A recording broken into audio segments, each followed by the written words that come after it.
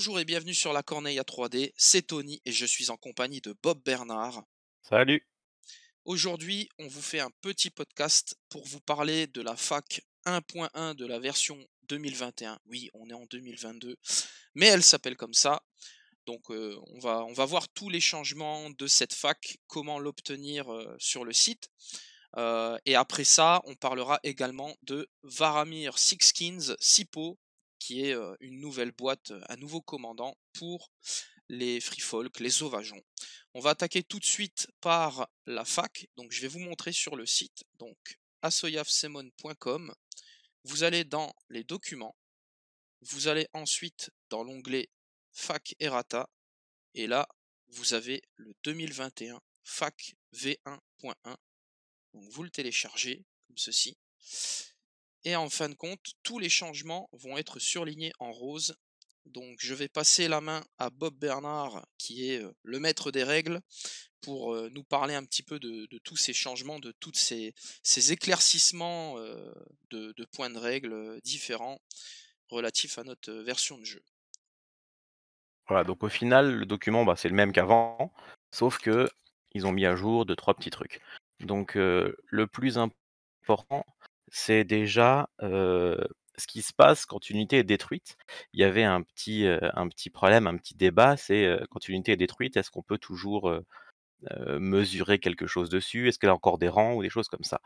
Donc tout ça, ça vient clarifier. Donc la première question, c'est, bah une unité qui a été détruite à combien de rangs? 0.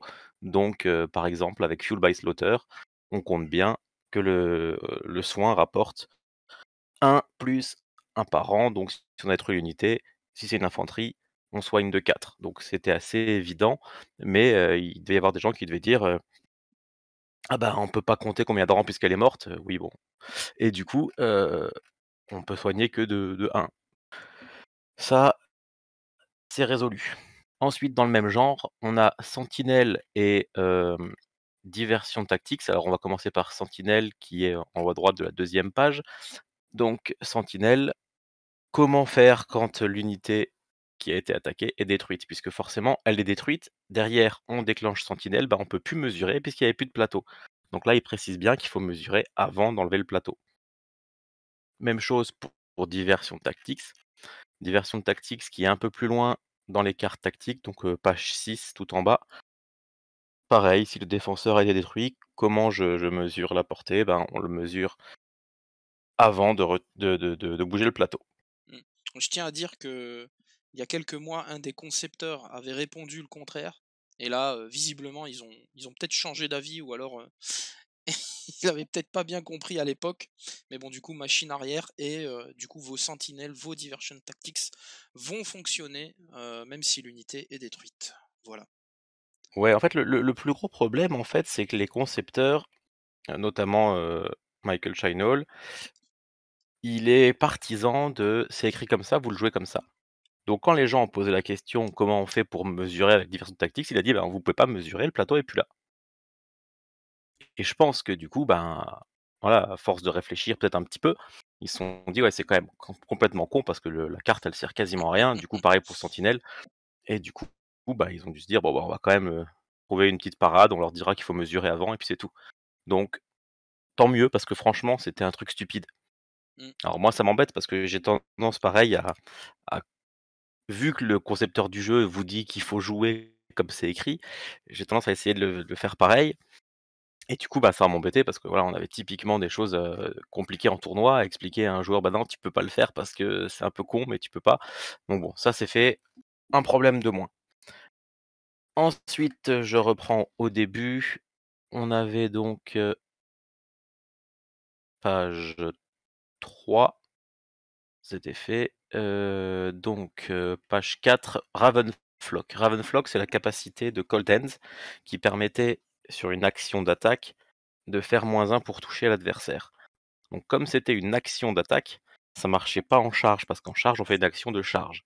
Et donc là, ils ont remplacé action d'attaque par juste attaque, et du coup, ça marche en charge comme, comme, en attaque normale.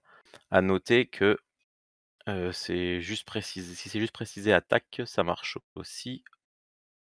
au tir, à moins qu'il faudrait voir l'effet, je sais plus, j'ai un doute. Oui, oui, oui, ça marche au tir. Heu, voilà. C'était déjà joué au tir, c'était déjà joué en mêlée, Ouais, mais ouais, l'aberration, c'est que justement, on puisse pas le oui, faire c'était que, en charge. Toujours le petit mot action en trop, hein. On se rappelle de la charge 2 actions, hein. Voilà. Toujours un petit mot en trop qui vient semer, la discorde et bon, ça y est, c'est résolu. voilà et même chose, Shadow l'avait dit: «Non, non, c'est marqué action donc charge, c'est pas une action de d'attaque». Donc bon, bah, au moins ça montre qu'ils sont capables de changer un peu d'avis, quoi. C'est ça. Ensuite, sabotage and subvert, c'est la capacité du turncoat. Qu'est-ce qui se passe s'il y a plusieurs attachements avec la même capacité? Ben, on peut pas les faire en même temps, donc on en met qu'une seule. Globalement, en fait et si on la retire, je saurais pas dire si elle est toujours là. Je pense qu'elle est toujours là, du coup. Ça se stack pas, mais si on en a tué un, je pense qu'on peut le refaire, plus tard. Mais on peut pas en jouer plusieurs en même moment. Je sais pas trop ce que veut dire la fac ici parce que c'est pas très clair.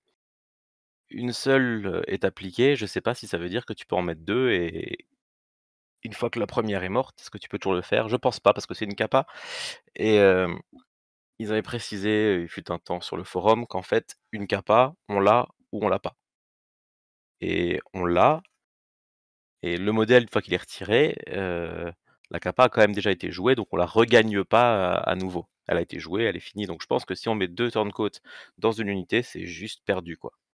C'est ça. Ensuite, vassal, alors voilà, que dire?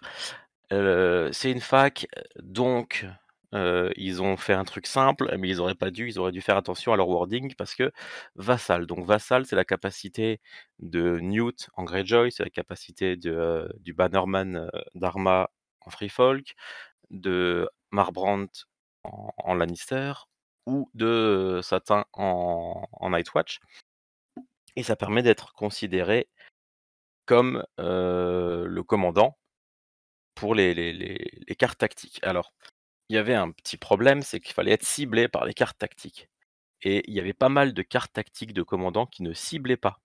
Donc typiquement, Jaime, par exemple, aucune de ces cartes ne va cibler l'unité de Marbrand, donc Marbrand, tu avais une capa qui pouvait pas fonctionner, tout simplement. Donc là, ça a été corrigé puisqu'il y a plus besoin d'être ciblé. C'est toutes les cartes et les effets. Donc les effets, ça inclut, heu, des cartes comme Assaut Order qui remplacent, une zone, ça marche avec les effets du scénario, ça marche avec pas mal de choses. Du coup, comme c'est écrit actuellement, ce modèle compte comme le nom slash commandeur pour toutes les capacités et effets, bah, ça veut dire que, heu, au niveau de la Night's Watch, ça marche aussi comme un commandant. Donc dans Clash of Kings, ça compte comme un commandant supplémentaire et cetera. Je pense que c'est pas volontaire, parce que ça n'a pas de sens et ça ne serait que pour la Night's Watch, donc je pense vraiment que c'est une erreur de leur part. Bon, voilà. Là, j'espère qu'on aura une autre clarification prochainement. Moi, personnellement, en tant qu'organisateur de tournoi, je préciserai que non, ça fait pas un deuxième commandant sur le champ de bataille, pour le scénario, parce que c'est complètement stupide et même si je viens de dire un peu l'inverse, juste avant en disant: «Il faut jouer comme c'est écrit», il y a des limites quoi, il C'est ça, il y a des choses tu il faut un peu se creuser le bulbe, quoi. Enfin, là, on voit clairement, c'est une question vassale qui n'était pas. En fait, à l'époque, Newt était le seul dans ce cas-là. Enfin, il y avait Arma, enfin le Bannerman, et mais Arma, il y a pas de problème pour le voilà. pour le wording. Oui, et en fait, on s'est jamais posé la question pour Newt, donc tout le monde faisait sa charge avec Assaut Order. Et en fait, sont venus les autres persos vassaux, et là, ça a commencé à poser question. Et bon, en fait, on voit ce qu'ils veulent, en fait, ce qu'ils veulent dire, c'est intentionnel. C'est-à-dire que les cartes, le petit effet bonus que vous allez avoir sur la carte, faut l'appliquer sur votre vassal. Ça, on a bien compris l'intention. Maintenant, c'est encore une fois un souci où ils savent pas nous dire les choses clairement. Voilà, c'est un problème qu'ils ont parfois d'écrire des choses, de nous répondre de façon où ça repose des questions. Mais après, bon, on n'en finit pas. Mais bon, là, ça y est, on a bien compris quelle était l'intention du vassal. C'était celle qui était initiale. Maintenant, il n'y a plus de doute. C'est ça, donc le but, c'est que pour toutes les cartes tactiques, bah Voilà, le commandant, il fonctionne, les gardes de commandant fonctionnent aussi sur le vassal. C'est C'est ça. pas plus compliqué. Heu, à noter qu'il y a encore un autre problème et celui-là, c'est plus compliqué parce que voilà, il y a Adam Marbrand en Lannister, il a, donc Jaime vassal, il est considéré pour toutes les kappas comme étant, Jaime et il a aussi Jaime's Protector. Donc si l'unité de Jaime se fait attaquer, il peut attaquer. Donc pareil, si on applique, simplement, heu, si, Jaime ou Marbrand sont attaqués, Marbrand peut taper. Donc ça veut dire que si on l'attaque, il peut retaper derrière. Là pareil, je suis pas sûr du tout que ce soit intentionnel. Non. Donc bon, bah, pareil, c'est le genre de choses qu'il faudra préciser en tant que qu'organisateur de tournoi si oui ou non, vous autorisez ce genre de choses. Pareil, je le déconseille maintenant, Oui, oui. chacun fait comme il veut. Après, voilà, faut que ça fasse sens un minimum, hein. On se doute bien qu'il y a des petits à côté auxquels ils font pas attention. Maintenant, voilà, chacun estime soi-même, mais voilà, pour organiser des tournois de notre côté, la question sera claire. Elle sera vite répondue. Exact, comme on dit, hein. Ensuite, les cartes tactiques. Alors, My Watch has ended, il dit la question c'est, si on a, 2 unités qui ont la carte, est-ce que je peux, quand une unité meurt, jouer les 2 en même temps? Alors, on pourrait se dire que non puisque, c'est 2 cartes, avec le même nom et cetera, donc on les cumule pas. Mais là, c'est différent puisque les cartes sont déjà posées et donc leur effet, c'est juste si une unité meurt, on peut l'activer et donc, bah, on peut faire ça avec les 2 en même temps et donc oui, ça fonctionne et ça fonctionne même si un NCU est mort, hein. Ça peut arriver, par exemple avec, Mimain qu'on peut sacrifier ou alors, on verra plus tard avec les martels, il y a une carte pour tuer les NCU, ben, ça peut déclencher les 2 My Watch has ended. Ensuite, changement dans les cartes tactiques, Battle Endurance. Battle Endurance en Targaryen, chez Grey Worm, était la seule carte Battle Endurance qui fonctionnait aussi au tir. Et ça rendait les vétérans complètement, fumés, hein, parce que quand tu as les vétérans tour 6 qui ont 2 attaques avec, 9 dés critical blow, thundering, reroll, précision grâce à Jorah, c'était un tout petit peu too much. Donc voilà, ils ont réuniformisé et c'est une bonne chose. Le seul truc qui me gêne, moi, c'est qu'ils ont pas fait ça pour toutes les cartes. Il y a encore des cartes qui sont différentes selon, certains commandants, factions, on sait pas trop pourquoi et bon, peut-être que ça changera un jour, peut-être que c'est volontaire, tant pis, mais en tout cas, pour l'équilibre, c'est une bonne chose. Maintenant, la seule «mauvaise nouvelle» entre guillemets, c'est que Grey Worm était une des meilleures alternatives à Drogo et bah, je pense qu'on verra encore des Drogo, toujours des Drogo en Targaryen. Bon, Pourtant, il y a plein de belles choses à faire, mais Drogo, c'est quand même la facilité. Grey Worm, c'était aussi la facilité, mais tout en sachant jouer les vétérans. Maintenant, je sais pas s'il y a beaucoup de gens qui vont le jouer. mmh, C'est dommage. oui, bon. La boîte de héros 3 va sortir, Merry Masdur avec, et Drogo, Aux joies. ça sera fini. Voilà. Vous aurez plus le droit de le jouer. Vous pourrez peut-être pas le jouer avec Merry Masdur du coup. Enfin, on verra bien, mais tristesse, hein. C'est clair. Ensuite, on a une petite précision, qui n'était pas nécessaire, hein. Si c'est rigolo quand même, il faut, hein? Ouais, non, mais voilà, la carte Devious Methods de, Euron Greyjoy permet de jouer une carte d'un adversaire. La question à la base, c'était qu'est-ce qui se passe si on prend, Endless Horde? Est-ce qu'on peut faire venir des raiders? La réponse était oui et il y en a qui ont dû se poser la question: «Ouais, mais est-ce qu'on peut les jouer les raiders?» Bah oui, si on fait venir une unité de raiders, c'est qu'on les contrôle, oui. Donc voilà, ils ont précisé que oui, si vous faites venir une unité de raiders avec Euron, vous pouvez même la jouer. Incroyable, n'est-ce pas? Incroyable. Voilà, une précision, sur What is Dead May Never Die. La carte dessus, c'est écrit, When a friendly unit is destroyed. Donc, heu, le truc c'était, on peut la jouer que quand elle est détruite, mais finalement elle est pas détruite, donc ça n'avait pas de sens. Ils l'ont changé en Would be destroyed, donc devrait être détruite.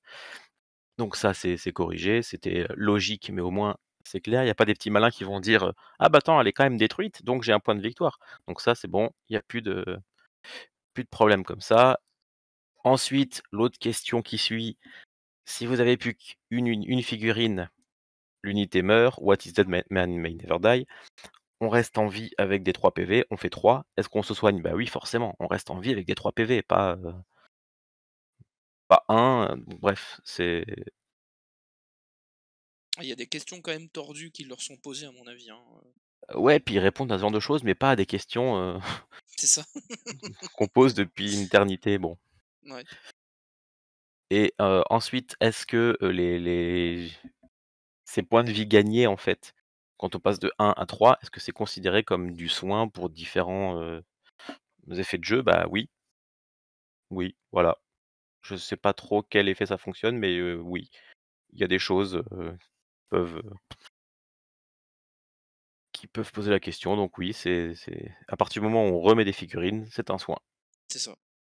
Mmh. Voilà, et c'est la fin de cette, petite modification, on va dire, au niveau de la fac.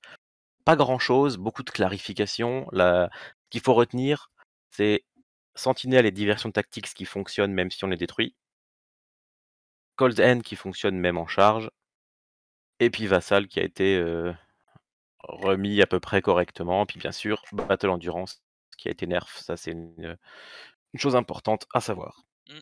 Oui, oui. Ouais, une petite fac, hein, qui a apporté, des réponses nécessaires qui sont bienvenues. Voilà, voilà. Donc, on en a terminé avec la fac. On va donc passer à Varamir Sixskins, qui ramène plusieurs unités, un commandant, pour, la faction du peuple libre. Donc on va voir tout de suite notre ami Varamir, qui va être une unité qui coûte 3 points, ou alors en commandant. Dans tous les cas, ça sera une unité, il ne changera pas, peu importe la version. Donc Varamir, il va avoir 4 en mouvement, il va avoir 4 dés sur du 3+ en attaque, ça sera de la mêlée. Il va avoir un 3+ en armure, ce qui est très bien en free folk, hein, c'est quand même assez solide. Un 4+ en morale, forcément, hein, ça va être un solo, donc ils ont essayé d'un peu le buffer. Par contre, il aura que 4 PV, hein. Après, voilà, hein, c'est logique. Il pourra faire une manœuvre d'action avant, enfin lors de son activation, donc comme les cavaleries, les petits solos, etc. Donc en lui, en l'occurrence, c'est un monstre. Et il va avoir également son aigle, donc l'aigle de Varamir, et on verra la carte après pour les effets qu'il apporte cet aigle. Et son attaque, donc, ça va être Savage Mauling, qu'on avait déjà vu chez Broussailles, si je dis pas de bêtises, donc Shaggy Tout Dog à fait. en Stark. Donc vous allez avoir Thundering sur votre attaque, vicieux, et en plus de ça, vous gagnez plus un dé pour chaque blessure que votre unité a subi. Donc c'est pas mal, c'est assez correct. Ouais, bah, au final, c'est un Shaggy Dog en broussailles, donc en plus fort puisque, bon, même nombre d'attaques, même nombre de points de vie. Le plus indé, Thundering, Vicious, donc c'est la même chose, sauf que, bah, il a 3 plus d'armure et il a 4 en mouvement, donc bon, bah, c'est un peu moins mobile. Puis il a un peu moins Mais de vu qu'il y a morale. l'aigle, il a un peu moins de morale, tout à fait. Mais il a l'aigle qui va compenser un peu le mouvement, et puis, ben, voilà, il a 3 plus d'armure et ça, c'est vraiment une bonne chose parce que, voilà, 4 plus, ça va vite. Là, au moins, bah, il pourra résister à quelques attaques, et puis derrière, bah, taper plus fort. Mm, c'est ça. Du coup, on a parlé de son aigle. On va passer tout de suite sur l'aigle de Varamir. Donc l'aigle de Varamir, au début de chaque round, vous pourrez attacher sa carte, donc l'attacher lui, hein, à une unité de combat ennemie jusqu'à la fin du round. Euh, et vous allez tout ignorer, for all other purpose, etc. Donc voilà, vous allez être sur le socle. Et donc ça sera Varamir Scout. Donc une fois à chaque tour, quand l'unité fera une manœuvre ou une marche, eh ben, avant cette action, soit Varamir sur son ours, soit son Shadowcat, soit le Wolfpack, qu'on verra après, pourra faire un shift de 2. Donc en fait, c'est la même capacité que l'aigle skin changer, sauf que là, ça va fonctionner sur Varamir et sa ménagerie. C'est ça, c'est que on peut choisir, et donc c'est intéressant parce que du coup, si on a les 3, l'adversaire saura pas forcément, et Ça peut être une bonne chose du coup de se dire: «Oh bah, je vais peut-être bouger celui-là, peut-être celui-là» et là, ça peut compenser le mouvement 4 de Varamir. Ouais, Parce clairement. que c'est vrai que mouvement 4, c'est un peu léger. Maintenant, il y a d'autres choses en mouvement, en free folk pour compenser. Il y a, donc on vient de dire, il y a l'aigle, il y a bien sûr, Ygritte qui peut donner plus 1 en mouvement. Les divals, une manœuvre gratuite. Donc voilà. Il peut quand même bouger un petit peu et surtout, bah, voilà, comme il est plus solide, on va pouvoir peut-être l'envoyer un peu plus au combat que qu'un loup ou autre solo. Mmh. On va donc passer ensuite à son premier compagnon, donc le Shadowcat, hein, c'est le lynx des fumées. Donc 6 en mouvement, hein, c'est pas étonnant. 2 attaques sur du 3+, claw slash, un 4+ d'armure, un 2 de morale, logique. Donc vous allez avoir par contre que 2 PV, jamais vous ne pourrez contrôler d'objectifs ni rapporter de points de victoire. Au début de l'activation, vous pouvez faire une manœuvre une action de manœuvre, hein, comme les autres. Cette unité, si elle ne se déploie pas comme les autres, en fait, au début de n'importe quel round, vous pourrez la déployer entièrement à courte portée de n'importe quel flanc de table. Et également, alors toutes ces capas là sont innés, hein, et également vous allez avoir Disrupt, donc les ennemis engagés avec le chat, eh ben, ils auront -1 pour toucher sur leurs attaques de mêlée. Ouais, c'est pas mal du tout. Il est très fragile du coup, hein, avec ses 2 PV. Il faudra faire gaffe. Heureusement, il a le disrupt pour, permettre de temporiser un petit peu, mais surtout il rapporte pas de points de victoire. Donc, voilà, on peut se dire, si on l'envoie, si à un moment l'adversaire sacrifie une attaque pour le tuer, bah, c'est peut-être pas si grave. Alors OK, on perd une activation, mais voilà et déjà il peut survivre, hein, parce que quand même 4 plus d'armure, c'est pas mauvais. Normalement, quand il se fait attaquer, c'est qu'il a déjà eu le temps de faire des dégâts ou que d'autres unités ont déjà le temps de faire des dégâts. Donc si ça se trouve, l'unité est déjà bien affaiblie. Donc non, franchement, c'est pas mal. Le disrupt qui peut rapporter quelque chose et puis surtout, voilà, ce côté, je vais t'embêter, je vais arriver de flanc ou de dos, quand j'aurai envie dans la partie. Ça, c'est un peu comme un outflank mais en meilleur parce qu'il y a pas besoin de prendre 2 zones et cetera. Donc c'est vraiment très bien et puis, ben, voilà, l'adversaire, il aime jamais avoir un truc qui traîne dans son dos, qui est mobile comme ça, donc il peut se permettre de faire le tour, de temporiser et franchement, c'est pas rassurant quand, tu as ça derrière toi. Mmh. Ah, par contre, j'ai pas précisé, je crois que c'est celui-là qui vaut 2 points, c'est ça? Oui, il vaut 2 Alors, points voilà, celui-là. il coûte 2 points et bien évidemment, c'est un monstre et un solo. On va du coup ensuite passer à ses derniers compagnons, donc les loups, le Wolfpack, hein, la petite meute de loups. Pareil, c'est du 6 en mouvement, 3 dés sur du 3+ pour l'attaque, 4+ d'armure, 2 de morale, comme le chat. Par contre, vous allez avoir 3 wounds, donc 3 PV. Pareil, vous ne pourrez pas contrôler d'objectif ni rapporter de points de victoire. Et vous ferez votre action de manœuvre au début de l'activation. Donc ça c'est inné. Par contre, vous allez ensuite avoir Distract. Donc, pendant votre tour, l'ennemi qui est engagé de flanc ou de dos par cette unité va perdre toutes ses capacités et ne pourra pas être ciblé par des cartes tactiques amies. Ça, c'est un truc, qui est extrêmement fort.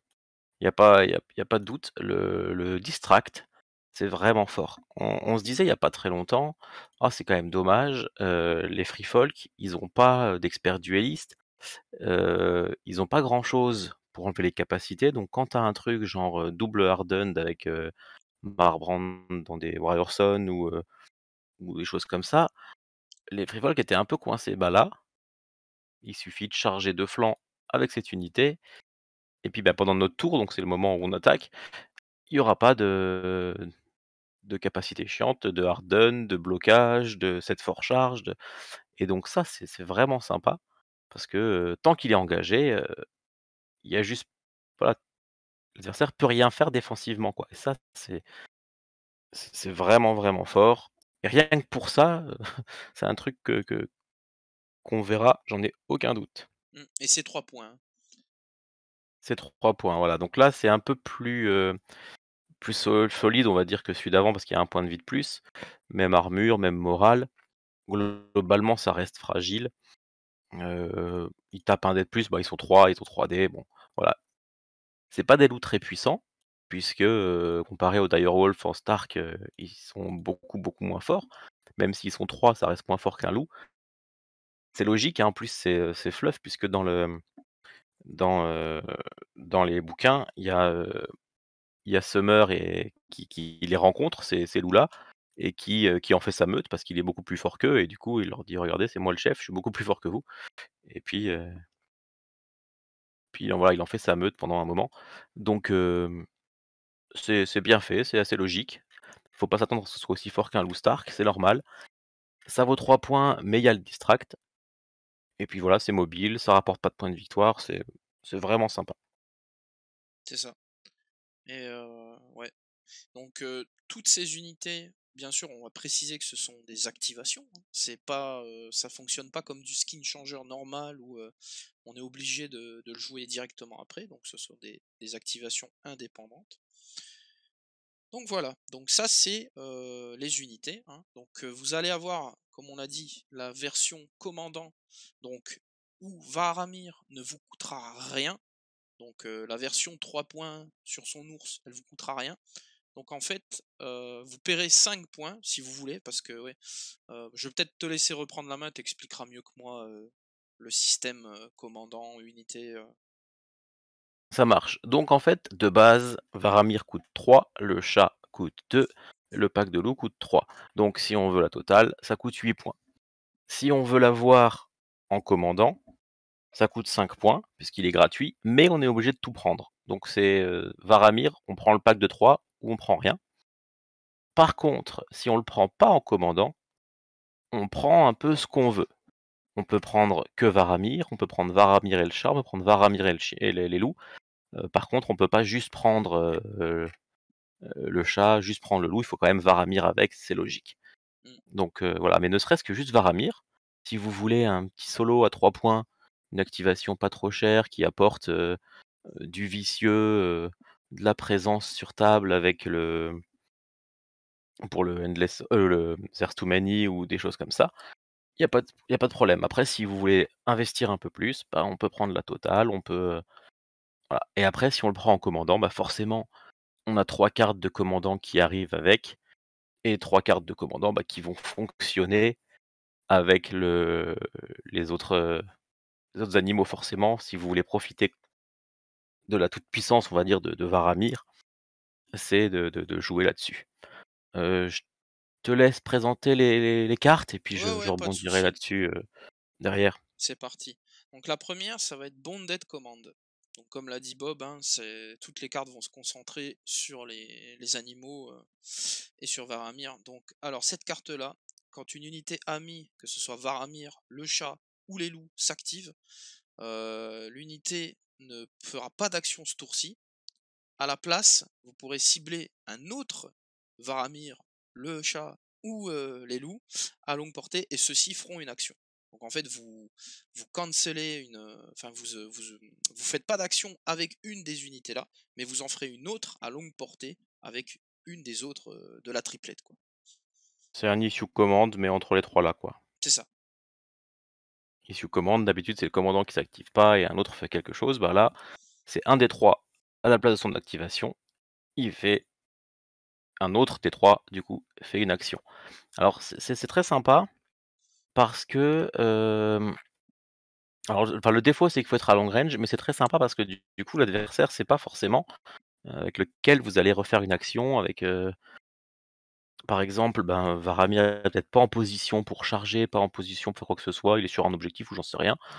Bah, on va faire retaper, ou charger, le un des autres ou à l'inverse, on a, on n'a pas envie de se découvrir avec, le chat ou les loups, donc bah, on va avancer un petit peu avec, Varamir. Bref, on a du choix, c'est pas forcément évident parce on sera pas forcément paquet avec les 3, mais mais ça reste une carte intéressante. Mm. Après bien sûr, ça vaut pas une attaque de Flightblade ou de Pyro ou autre dans une autre armée, évidemment. Ensuite, on va avoir Summon Companions. Donc, au début d'un tour ennemi, vous pourrez sélectionner soit le chat, soit les loups. Si cette unité est sur le champ de bataille, vous pouvez l'enlever du champ de bataille.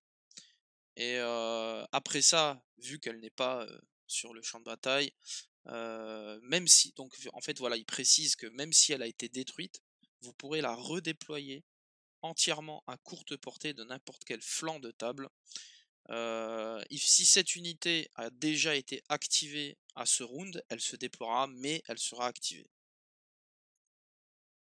C'est très, très fort. C'est très, très fort parce que, je rappelle que du coup le chat ou, ou le loup du coup, rapportent pas de points de victoire. Donc, s'ils meurent, on peut les faire revenir, ils vont remourir ou autre, c'est pas grave. Et c'est très fort parce qu'il y a plusieurs choses. Déjà, c'est au début d'un tour adverse. Donc imaginons, bah, il y a l'adversaire qui va charger votre unité. Attends une seconde, au début de ton tour, je fais revenir mon chat, puis je me mets en plein milieu du chemin. Si tu veux charger, je sais pas quoi, bah, tu vas devoir d'abord tuer, le truc qui te rapportera rien, qui est en plein milieu du chemin et qui va comboter avec la carte qu'on verra après. Donc c'est vraiment pas mal. En plus, la petite blague, c'est qu'en fait, on peut très bien se dire, en fait, pour résumer la carte, on peut se dire: «Attends, mon truc est pas mort, mais je le sacrifie et comme ça je le fais, en fait, revenir à un bord de table». Par exemple, pour une raison ou une autre, il était engagé, i il est pas super bien placé ou alors, il est bloqué ou alors il est trop loin, bah, c'est pas grave, je me suicide et dans la foulée, je reviens à 6 pouces d'un bord de table. Donc l'adversaire qui se disait: «Bon, bah, de ce flanc-là, je suis tranquille», bah, paf, il se retrouve à avoir un animal qui apparaît, c'est pas génial et bien sûr, du coup, la carte là, 2 fois dans la partie pour faire revenir 2 fois un des compagnons, ça veut dire qu'imaginons le loup, on l'aime bien pour sa capacité distract, et ben, il faut qu'il meure 3 fois. Ça fait beaucoup. Ça fait beaucoup parce que ça veut dire, bah, des attaques perdues pour rien et ça, c'est très, très fort. Mm, clairement. Ouais, puis ça fait revenir des activations. Enfin, franchement, c'est super balèze. C'est ça et du coup, le fait que cette carte soit là, l'adversaire va se dire: «Mais est-ce que ça sert à quelque chose que j'attaque, le chat ou le loup? De toute façon, ils vont revenir, donc est-ce que ça vaut le coup?» Mm, Et rien que ce dilemme-là, heu, c'est super fort parce que l'adversaire, il va peut-être se dire: «Bah, je vais pas sacrifier d'action pour eux et bah, s'il le fait pas, bah, c'est tout bénef pour vous». ah oui, clairement. On va passer du coup à sa dernière carte, la troisième, donc Bonded Guardians, donc celle dont tu allais parler. Après qu'une unité, que ce soit Varamir, le chat ou les loups, de nouveau, a été attaquée, vous pourrez cibler soit Varamir, le chat ou les loups, et vous pourrez faire une attaque ou une action de charge ou une action de manœuvre.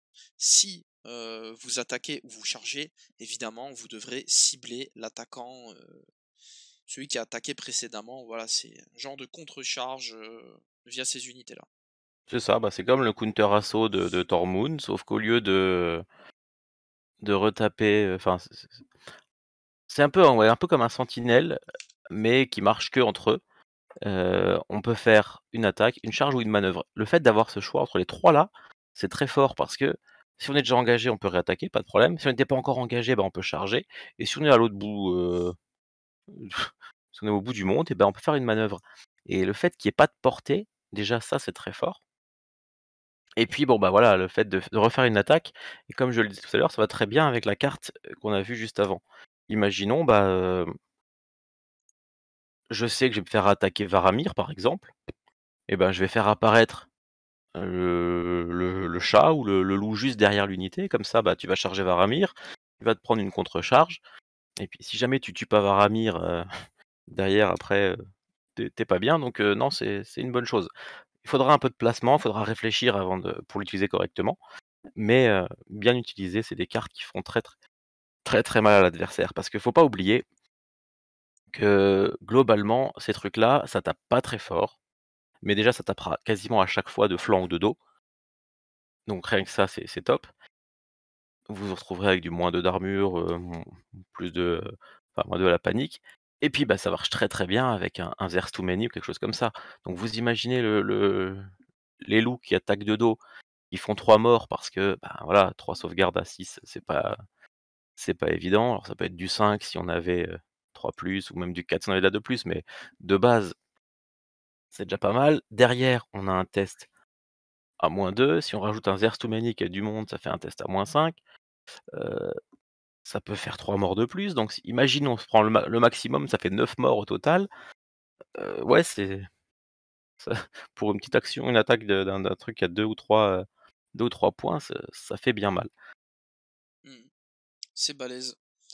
Bon après, pour conclure, je vais essayer de pas être trop salé concernant ce Varamir, parce qu'en fait bon, moi je pense, voilà, j'ai pas envie d'être négatif vraiment, mais la question de l'équilibre, pour moi, elle se pose parce que quand on voit la version commandante, alors vous allez payer effectivement un commandant avec 3 cartes qui vont uniquement cibler lui-même et sa ménagerie, mais maintenant ça va coûter 5 points et pour 5 points vous allez avoir 3 activations.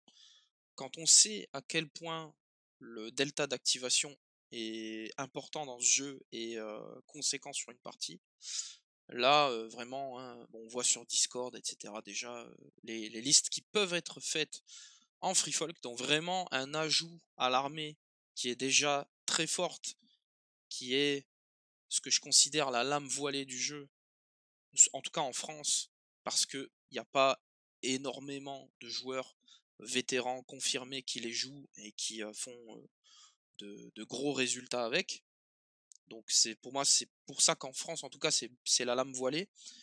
Mais voilà, pour moi, je pense que c'est enfin, c'est la meilleure armée du jeu, à mon sens. Elle a des solutions pour tout. Et là, on vient encore la renforcer avec de l'activation, avec des pertes de capa, etc.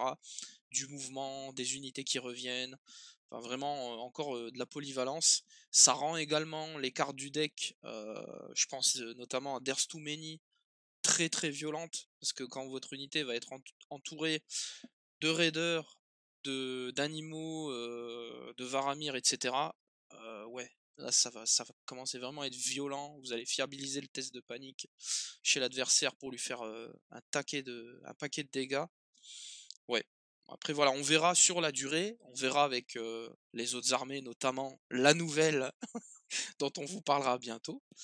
Euh, mais voilà, je sais pas ce que toi t'en penses, mais moi je vois pas ça d'un bon œil. On verra sur la longueur s'il y a des contres, si voilà, on faudra trouver des solutions hein, de toute façon. Alors, je partage, globalement ton constat. C'est un commandant qui là comme ça est vachement sympa, les cartes sont pas trop fortes, c'est agréable. On se dit: «On va avoir des petits solos qu'on va bouger dans tous les sens». De base, l'idée est vachement bonne. Moi, je trouve que c'est super, c'est une très bonne chose et si on le joue, on va dire un peu orienté là-dessus, c'est une bonne chose, c'est un bon commandant. Le problème, c'est ce qu'il permet de faire. Parce que forcément, à partir du moment où on va se dire qu'on a, 3 activations pour 5 points, ça veut dire que même si on dépense, les 35 points restants pour 6 activations, 6 activations, 35 points, c'est pas mal. Bah, derrière, vous en aurez 9. Ça veut dire qu'on peut se permettre de jouer un ou 2 très gros trucs et de la temporisation et ceux qui vont jouer ça comme ça, c'est ça qui va être un peu dommage et un peu moche, c'est que voilà, on va se dire: «Bon, bah, Varamir, je m'en fous un peu, il est là pour s'activer et limite pour temporiser» et c'est ça qui est un tout petit peu dommage parce qu'il va être détourné de son rôle premier C'est ça. et c'est là où c'est un peu dommage et du coup, au final, quand on se dit les 3 pour 8 points, les 3 pour 8 points, c'est pas mal parce que les 3 pour 8 points, heu, c'est personne ne peut faire autant. Le mieux qu'on puisse faire actuellement, c'est 3 points inactives, c'est les Freedmen en Targaryen. Heu, 9 points, 3 Freedmen. Là, 8 points, trois trucs qui sont quand même meilleurs que des Freedmen, donc c'est déjà une bonne chose. Mais si en plus on rajoute les 3 points en moins pour le commandant finalement qui vaut 0, ça devient beaucoup trop fort. Mm. Donc j'espère et je serais pas étonné qu'à l'avenir, même le commandant va le 8 points. c'est-à-dire enfin 3 plus 2 plus 3, mais voilà, on verra bien. Quand on voit que Mag coûte 9 points en commandant, qui coûte 9 points en version classique, alors que pourtant il apporte un deck qui est moins bon que le deck de base, et qu'à côté là on a Varamir qui vaut 0, il y a un problème. Donc je sais pas ce qu'ils ont fait à ce moment-là, donc je Ils suis ont, d'accord avec toi, il y a eu un loupé là ils ont et fumé de la bonne, comme ils ont déjà fait donc lors des il est pas sorties. Ouais. impossible que ce soit corrigé rapidement, je serais pas étonné. Enfin, je serais un peu étonné quand même parce que Ouais, je rapide, trouve c'est qu'ils pas sont pas le. ils sont pas réputés pour être rapides, Ouais. mais voilà, je serais pas étonné que ce soit une des prochaines choses qui soit changée alors que c'est une des dernières choses à être sorties. Ouais.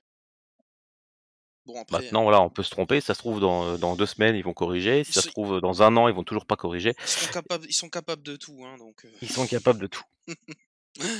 Voilà. Bon, on en a fini avec cette nouveauté Free Folk Varamir. Désolé hein, si voilà, moi je suis un peu salé par rapport à ça, mais bon, c'est pas grave. Ouais. Eh ben écoutez, j'espère que ça vous a plu. On en a fini pour ce podcast. Juste un petit mot. Alors, je pense que le podcast va sortir. Certains vont se poser la question, mais les martels, est-ce que vous en parlez? Alors oui, les martels, ça va arriver très très vite, très prochainement. On y travaille en ce moment même pour vous faire un podcast complet sur tous les leaks qu'on a eu, hein, donc le deck tactique, les unités, les personnages, que ce soit les attachements, les NCU, euh, que ce soit les commandants. Donc toutes les infos qu'on a, on va vous les partager, on va vous donner notre avis. On va inviter des gens dans le podcast qui testent actuellement les martels, que ce soit en proxy ou sur TTS, pour avoir vraiment des avis bien sympas.